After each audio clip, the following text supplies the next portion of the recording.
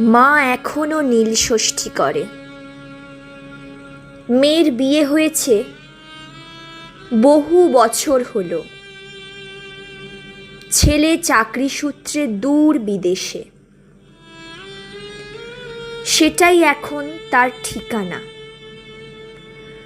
ঘন ঘন ফোন কলে ছেলে মেয়ে খানিকটা বিরক্ত হয়।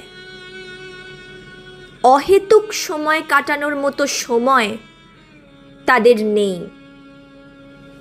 তারপরেও মা নীলষষ্ঠী করে। অসুস্থ শরীরে অভুক্ত থেকে সন্ধেবেলায় নীলের ঘরে বাতি জ্বালে, বিড়বিড় করে ছেলে মেয়ের জন্য প্রার্থনা করে।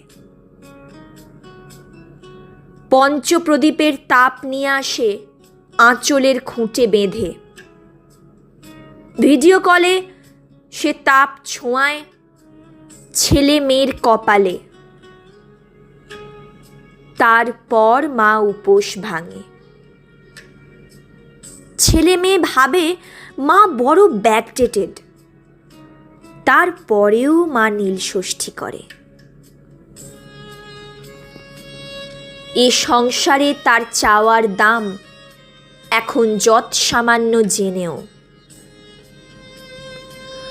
তার তো কেবল এতটুকুই চাওয়া, ছেলে মেয়ে ভালো থাকুক, কাছে থাকুক বা দূরে থাকুক, ছেলে মেয়ে ভালো থাকুক,